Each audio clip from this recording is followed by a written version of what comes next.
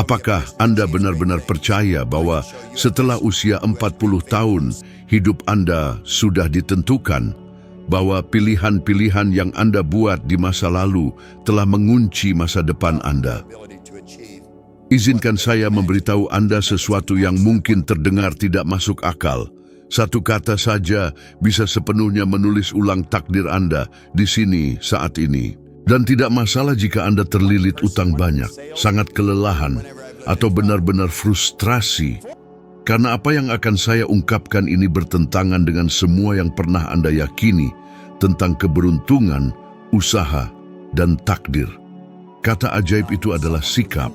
Segala sesuatu yang telah saya capai dan segala sesuatu yang pernah Anda alami dalam hidup, baik atau buruk, hanyalah cerminan dari bagaimana kita memilih untuk memosisikan diri di dunia.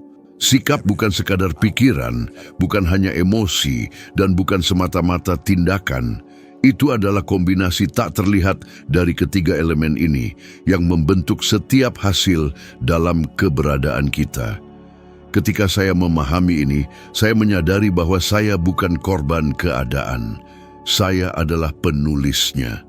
Pernahkah Anda berhenti sejenak untuk mempertimbangkan berapa kali Anda menahan diri untuk mencoba sesuatu karena jauh di lubuk hati Anda sudah meyakinkan diri sendiri bahwa itu tidak akan berhasil? Keyakinan itu bukanlah kenyataan itu sendiri, melainkan sikap Anda terhadapnya.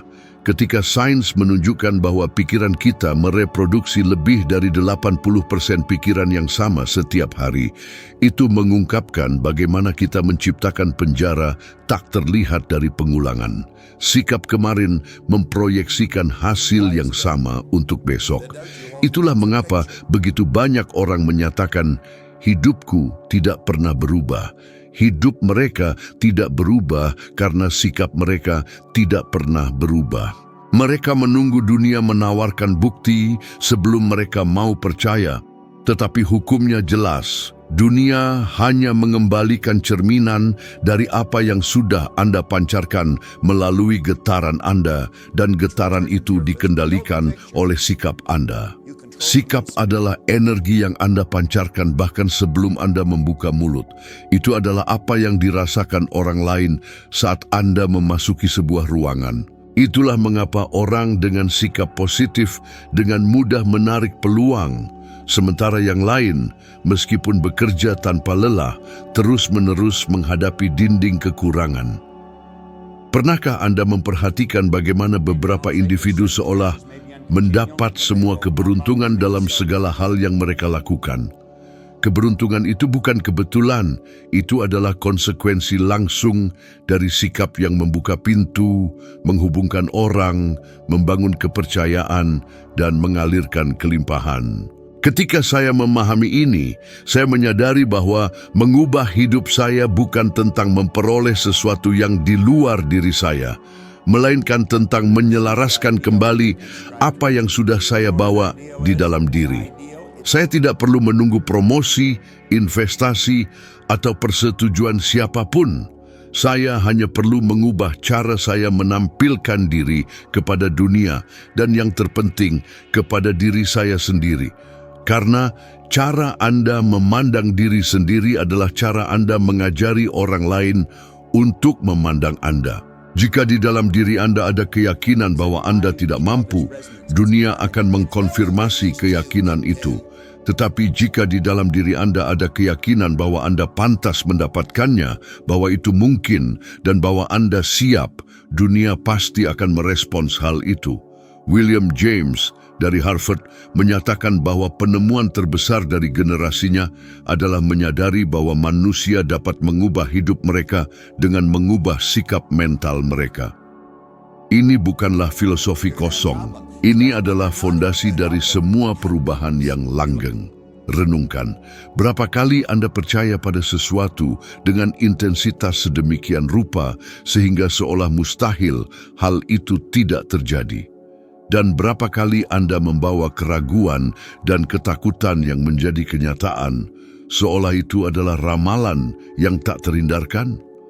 Apa yang terjadi di sana bukanlah keberuntungan atau kesialan. Itu adalah sikap. Ketika Anda memahami bahwa sikap adalah penyebab dan bukan akibat, permainan berubah. Anda berhenti menunggu dunia membaik sebelum Anda memperbaiki pendirian Anda. Anda memutuskan untuk memperbaiki perilaku Anda sekarang, mengetahui bahwa dunia tidak punya pilihan selain mencerminkan perubahan itu kembali kepada Anda. Ini seperti cermin, tidak ada gunanya mengeluh tentang pantulan. Anda perlu mengubah ekspresi yang Anda tawarkan. Kata ajaib itu mungkin terdengar terlalu mudah, tetapi justru kesederhanaannya itulah yang membuatnya kuat. Pertanyaannya adalah, sikap apa yang Anda pilih pada saat ini juga? Karena suka atau tidak suka, sikap itulah yang akan menulis babak selanjutnya dalam hidup Anda. Banyak yang percaya bahwa pada usia 40 tahun, hidup sudah dicap, bahwa peluang telah berlalu, pintu telah tertutup, dan energi serta kesempatan hanya milik kaum muda. Saya katakan ini adalah ilusi yang dibangun oleh sikap pecundang. Penelitian kuat menunjukkan bahwa para pengusaha yang menciptakan perusahaan dengan pertumbuhan tinggi belum tentu yang termuda. Usia rata-rata pendiri di bisnis dengan pertumbuhan tertinggi berkisar sekitar 42 tahun, dan untuk 0,1% perusahaan yang mengalami pertumbuhan pesat, rata-ratanya sekitar 45 tahun. Ini berarti bahwa pengalaman, jaringan, kejelasan, dan sikap yang terakumulasi di usia parubaya seringkali meningkatkan, alih-alih menurunkan, kemungkinan keberhasilan. Jika Anda mendapati diri Anda berkata, "Waktuku sudah berlalu," tanyakan pada diri Anda, apa yang lebih berbobot, usia Anda dalam tahun atau sikap yang Anda pegang tentang usia tersebut? Ray Kroc menemukan peluang yang mengubah hidupnya ketika ia berusia lebih dari 50 tahun. Vera Wang beralih karir dan menjadi tokoh terkenal setelah usia 40 tahun. Kisah-kisah ini bukanlah pengecualian mistis. Ini adalah bukti bahwa waktu berpihak pada mereka yang tahu bagaimana memanfaatkan pengalaman sebagai batu loncatan, dan bahwa hambatan sebenarnya bersifat internal, bukan eksternal. Ketakutan yang paling sering saya temui dan yang pernah saya sendiri rasakan dapat ditebak. Bagaimana jika saya gagal sekarang dan kehilangan segalanya? Bagaimana dengan keluarga, pekerjaan saya, tagihan-tagihan? Siapa yang akan menganggap saya serius di usia ini? Bagaimana jika kesehatan saya tidak memungkinkan? Pertanyaan-pertanyaan ini sah, tetapi mereka menjadi pemicu kelambanan ketika diubah menjadi alasan. Perbedaan antara orang yang menemukan kembali dirinya dan orang yang berpuas diri terletak pada perubahan sikap yang praktis dan disengaja. Mengubah citra yang Anda pegang tentang diri Anda dan kemudian bertindak selaras dengan citra baru itu. Ada teknik sederhana yang telah saya gunakan selama puluhan tahun untuk memprogram ulang sikap saya. Membangun citra mental yang jelas dan menyemainya dengan emosi hingga tubuh dan perilaku saya mengikutinya. Saya memvisualisasikan cetak biru sederhana dari pikiran dan tubuh saya sendiri, seperti sosok pembimbing tempat saya mengarahkan energi terkonsentrasi.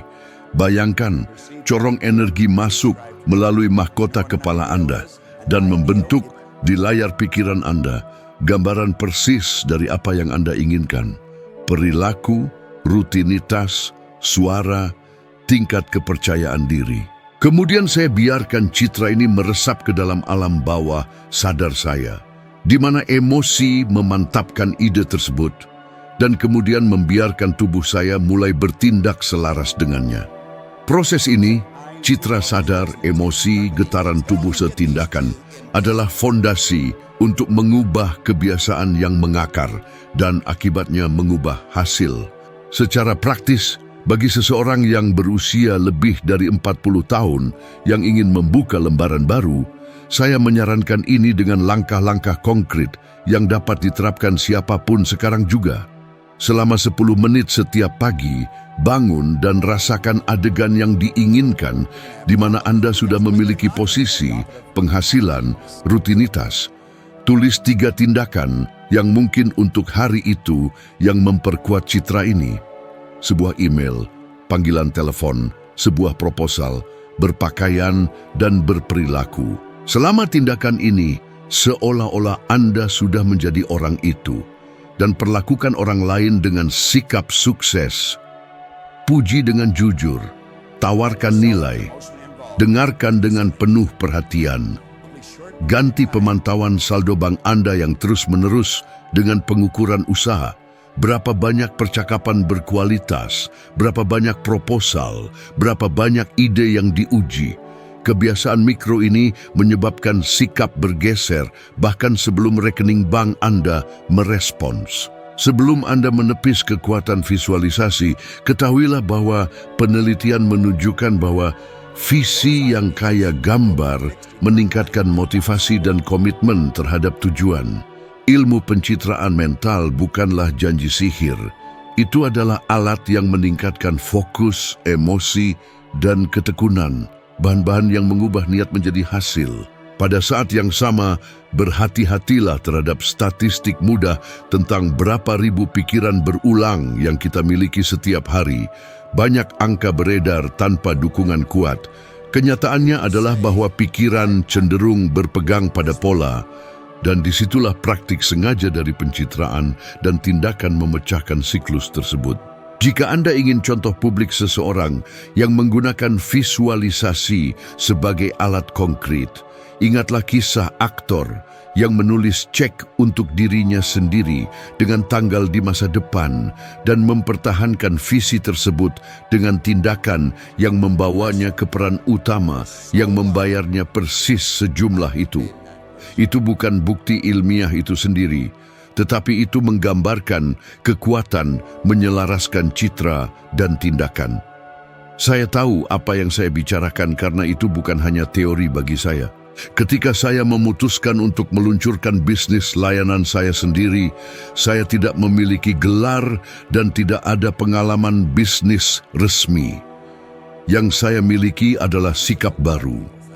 Citra yang jelas tentang seperti apa hari saya nantinya, nilai yang akan saya berikan, dan keputusan untuk bertindak bahkan ketika tidak ada yang tampak menjanjikan.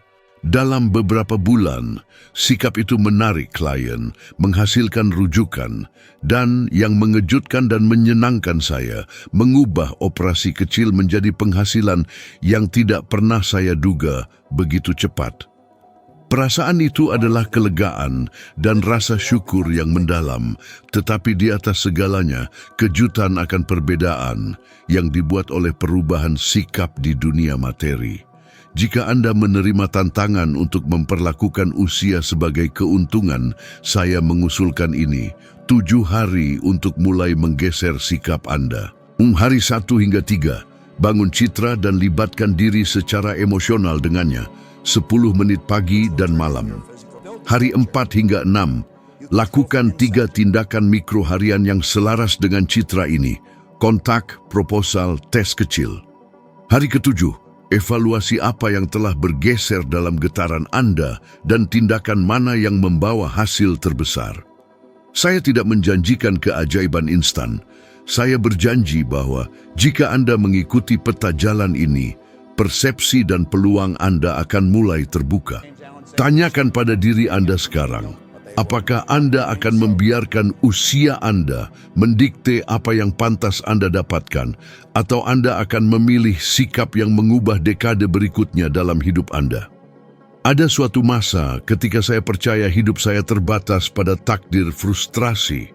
Saya pernah bekerja di Dinas Pemadam Kebakaran Toronto, dan meskipun itu adalah pekerjaan yang terhormat, saya merasa tidak ada masa depan di sana. Gajinya kecil, saya terakumulasi utang, dan tidak ada prospek untuk berkembang.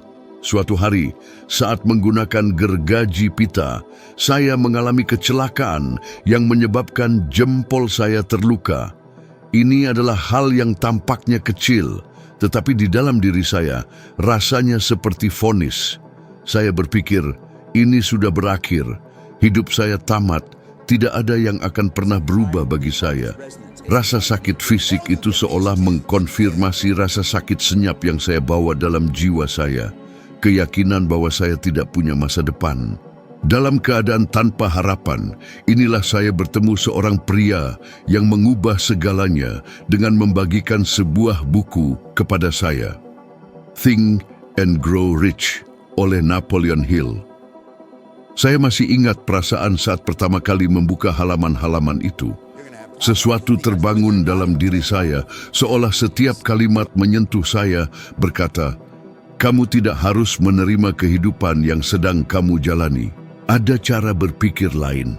Sampai saat itu, saya belum pernah mendengar ada orang yang menyatakan dengan begitu jelas bahwa pikiran membentuk realitas. Saya dulu percaya hidup saya ditentukan oleh apa yang saya miliki, apa yang tidak saya miliki, dan keterbatasan yang saya warisi. Tiba-tiba saya dihadapkan pada gagasan bahwa segalanya bisa dimulai dari dalam diri saya, dari cara saya memilih untuk berpikir. Itu bukan perubahan ajaib dalam semalam. Pada awalnya, setiap kata terdengar indah, tetapi terasa terlalu jauh. Saya akan kembali ke kenyataan utang, tagihan yang jatuh tempo, dan frustrasi. Namun demikian, saya terus membaca ulang, dan membuat catatan. Saya memutuskan akan berpegang pada konsep itu, bahkan tanpa tahu cara menerapkannya. Dan sedikit demi sedikit, saya mulai mengubah sikap saya. Alih-alih mengulang-ulang pada diri sendiri bahwa saya terjebak, saya mulai memvisualisasikan kemungkinan. Alih-alih melihat utang saya sebagai hukuman seumur hidup, saya mulai melihatnya sebagai sesuatu yang sementara. Dan yang terpenting, saya bertindak berbeda. Begitulah perusahaan jasa kebersihan pertama saya lahir. Saya tidak punya pengalaman, tidak punya pendidikan bisnis formal, bahkan tidak punya kepercayaan diri di awal. Tapi saya punya sesuatu yang tidak saya miliki sampai saat itu, sikap yang diperbarui. Dengan setiap klien yang menerima layanan saya ingat apa yang telah saya baca. Sukses dimulai dari pikiran, dan itu mendorong saya maju. Pada akhir tahun pertama, di luar dugaan, saya telah menghasilkan lebih dari $100.000. Saya hampir tidak tahu apa-apa tentang bisnis, tetapi saya telah mengubah apa yang benar-benar penting, cara berpikir dan bertindak saya. Pengalaman ini mengajari saya bahwa perbedaan antara seseorang yang tetap terperangkap dan seseorang yang membebaskan diri bukanlah karena kekurangan uang, kurangnya pendidikan, atau kecelakaan, atau masalah yang mereka hadapi. Ini adalah keputusan untuk mengubah sikap seseorang, bahkan ketika segalanya tampak menentang Anda. Ketika saya terluka, saya punya dua pilihan. Menggunakannya sebagai alasan untuk menyerah, atau menggunakannya sebagai titik balik. Saya memilih yang terakhir, dan hidup menanggapi pilihan itu dengan peluang yang bahkan belum pernah saya lihat sebelumnya. Kenyataannya, setiap orang pernah mengalami saat-saat ketika kecelakaan, kehilangan, atau kekecewaan seolah mengakhiri cerita mereka. Tetapi bukan peristiwa itu sendiri yang menutup bab-bab tersebut.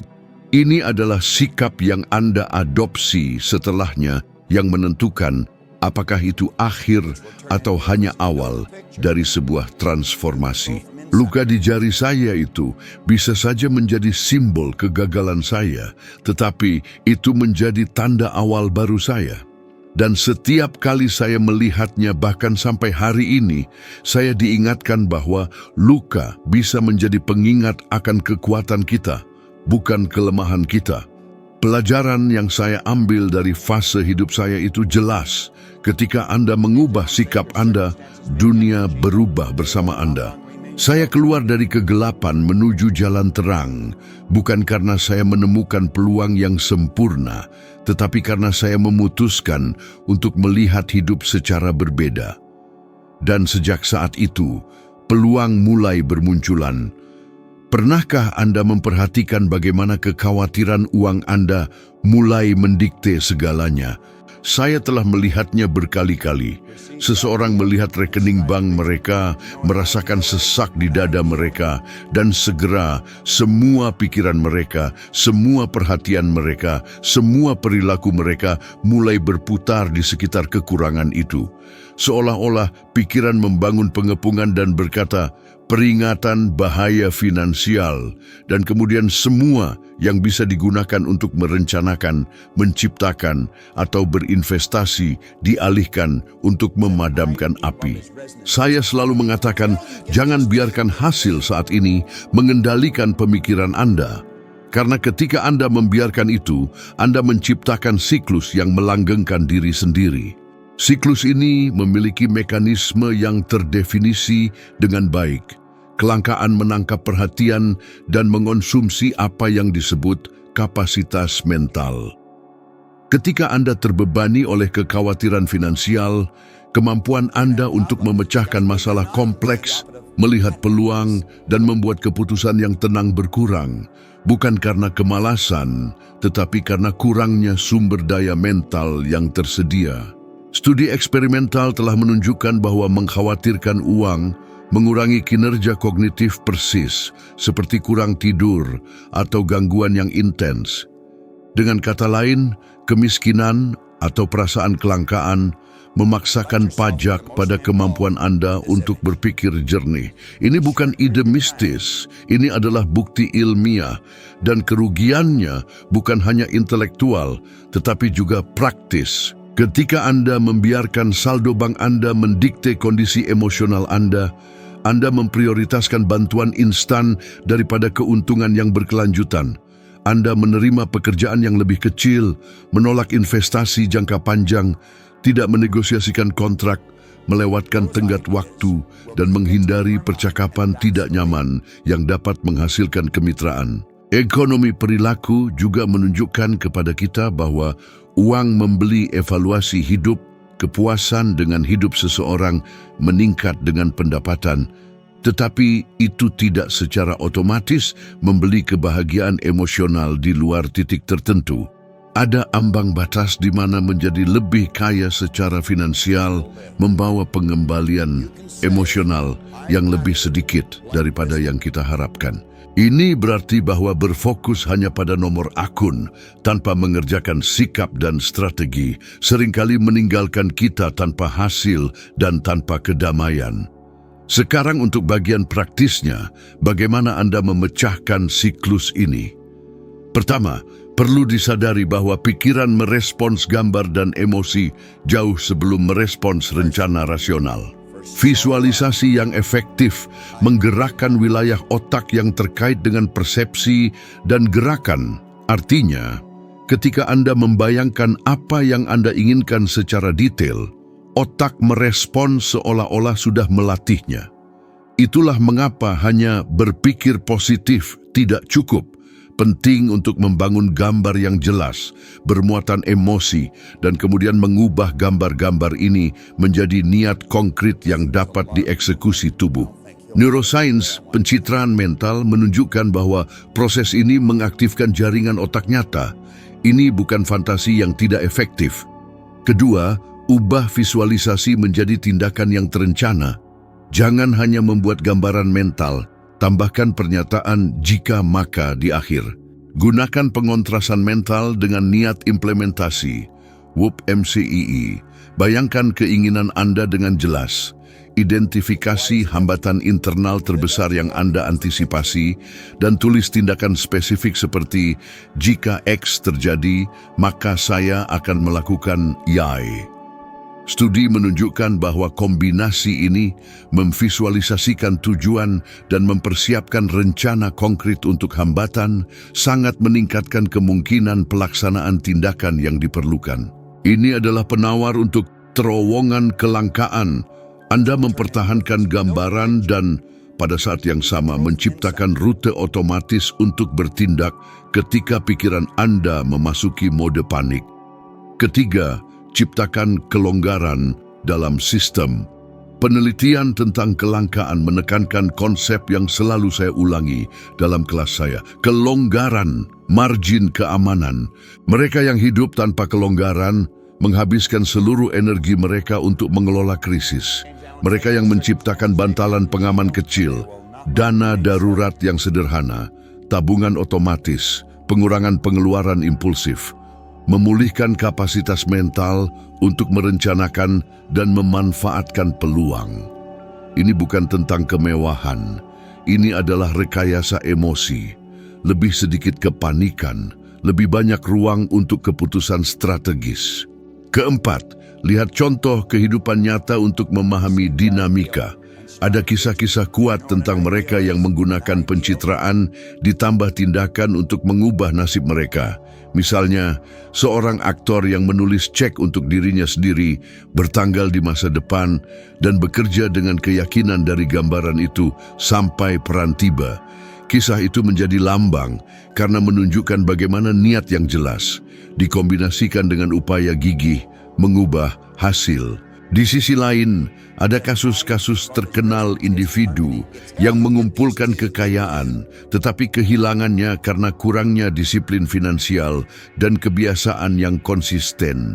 Orang-orang yang meskipun memiliki bakat dan peluang, gagal mengelola sikap mereka sendiri terhadap uang dan akhirnya bangkrut secara finansial. Narasi-narasi ini berfungsi sebagai pengingat. Kesuksesan eksternal tanpa rutinitas dan kebiasaan internal tidak berkelanjutan. Praktik segera dan konkret yang bisa Anda terapkan sekarang, berhenti selama 10 menit dan lakukan ini. Pertama, tuliskan dengan jelas adegan yang Anda inginkan. Bukan dalam istilah yang samar, tetapi dengan detail sensorik, di mana Anda berada, apa yang Anda lihat, siapa yang hadir, suara apa yang ada, perasaan apa di tubuh Anda. Kedua, identifikasi hambatan internal terbesar Anda, ketakutan, keraguan, kurangnya pengetahuan, dan tulis frasa jika, hambatan, maka, tindakan spesifik. Ini mengubah visi menjadi pemicu tindakan. Ketiga, segera otomatiskan dari 1% hingga 5% uang Anda ke rekening terpisah. Otomatisasi menciptakan kelonggaran dan menghilangkan godaan langsung. Keempat, selama 7 hari, catat 2 hal setiap hari. 1 perilaku yang selaras, saya menelepon, saya mengirim proposal, saya belajar selama 20 menit, dan 1 sensasi berbeda yang Anda perhatikan. Cetak biru kecil ini menyelaraskan pikiran, emosi, dan tubuh. Ini adalah aplikasi langsung dari penelitian dan praktik yang menghentikan jebakan kelangkaan. Jika Anda membiarkan kelangkaan mendikte kecepatan Anda, tidak ada yang berubah. Jika Anda membangun gambar dengan emosi, mengurangi kebisingan langsung melalui kelonggaran finansial, dan mengubah visi menjadi rencana jika maka, Anda mengklaim kembali kapasitas mental Anda dan mulai beroperasi pada tingkat di mana peluang terlihat dan dimanfaatkan. Dan dengan itu, hasil mulai merespon sikap baru yang telah Anda putuskan untuk masukkan. Sains telah membuktikan bahwa cara kita berpikir dan merasa tidak hanya mengubah hasil finansial dan hubungan kita, tetapi juga kesehatan kita, umur panjang kita, dan bahkan bagaimana tubuh kita merespons situasi sehari-hari. Penelitian dari Klinik Mayo menunjukkan bahwa orang dengan sikap optimis hidup rata-rata 10 tahun lebih lama daripada mereka yang memupuk pandangan pesimis. Ini bukan kebetulan belaka. Ketika kita mempertahankan pola pikir positif, tubuh kita merespons dengan melepaskan zat-zat yang memperkuat sistem kekebalan tubuh, mengurangi stres, dan meningkatkan kemampuan kita menghadapi tantangan. Sebaliknya, sikap negatif justru menciptakan lingkungan internal yang subur bagi penyakit, kelelahan, dan bahkan depresi. Renungkan ini, berapa kali Anda terbangun dengan perasaan putus asa, secara mental membayangkan hari akan berat, tagihan tidak seimbang, bahwa tidak ada yang akan berjalan baik. Dalam keadaan seperti itu, seolah-olah setiap sel di tubuh Anda menerima perintah untuk bersiap hanya untuk bertahan hidup, bukan untuk kemakmuran. Tubuh Anda siaga tinggi, otot menegang, energi vital terkuras habis. Dan bagian yang menarik adalah, pada hari itu juga, kemungkinan Anda benar-benar mengalami situasi negatif meningkat karena persepsi selektif Anda secara aktif mencari konfirmasi atas gambaran yang sudah Anda terima di benak Anda. Sekarang, bayangkan kebalikannya. Saat membuka mata Anda secara sadar memilih sikap baru. Alih-alih memutar ulang frasa kegagalan yang otomatis, Anda mulai memvisualisasikan hari berjalan lancar. Anda merasakan syukur atas apa yang sudah Anda miliki, dan Anda menempatkan diri dalam keadaan antusiasme yang membara. Otak Anda melepaskan dopamin dan serotonin, neurotransmitter yang terkait dengan kesenangan dan motivasi. Ini menghasilkan kesiapan yang lebih besar, kejernihan mental yang meningkat, dan keterbukaan terhadap peluang. Pergeseran kecil dalam perspektif mulai terakumulasi hingga berkembang menjadi transformasi yang signifikan. Ini bukan sekadar pemikiran positif yang dangkal. Ini adalah sains, ini adalah fisiologi. Sebuah studi yang diterbitkan dalam Proceeding Akademi Ilmu Pengetahuan Nasional menunjukkan bahwa individu yang memupuk emosi positif memiliki telomer yang lebih panjang, struktur yang melindungi DNA, yang berarti penuaan lebih lambat dan hidup yang lebih sehat. Sikap Anda secara harfiah mendikte bagaimana tubuh Anda menua. Saya pribadi telah mengalaminya. Ketika saya tenggelam dalam hutang dan terjebak dalam pekerjaan tanpa masa depan, kesehatan saya mencerminkan keadaan batin saya. Saya terus-menerus merasa lelah, kehilangan energi, dilanda rasa sakit yang tak henti, dan meskipun segala upaya saya, tidak ada yang tampak membaik. Baru ketika saya memutuskan untuk menggeser gambaran mental saya dan menumbuhkan sikap yang berbeda, meskipun realitas di sekitar saya masih menandakan kelangkaan, saya menyadari tubuh saya merespons. Energi saya kembali, antusiasme saya melonjak, dan saya mendapati diri saya mampu bekerja lebih lama tanpa merasakan beban melemahkan, yang dulu selalu menarik saya ke bawah. Seolah-olah setiap sel selaras dengan getaran kemakmuran yang baru. Dan jangan berasumsi ini hanya berlaku bagi mereka yang mengejar keuntungan finansial atau kesuksesan profesional.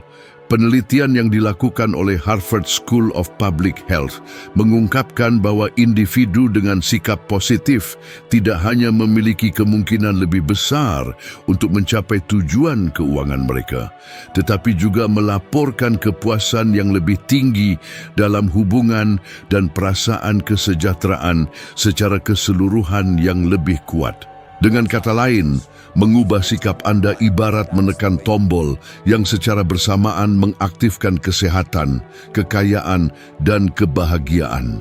Sekarang, renungkan bersama saya, berapa banyak peluang yang telah Anda biarkan berlalu begitu saja hanya karena sikap Anda menghalangi Anda melihat melampaui masalah yang ada?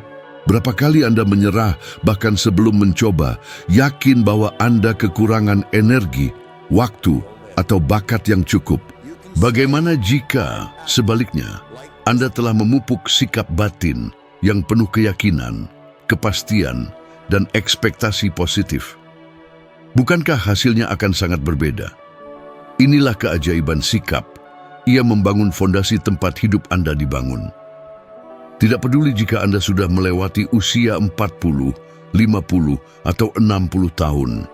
Sains secara tegas menyatakan bahwa otak itu plastis, mampu memprogram ulang dirinya pada setiap tahap kehidupan.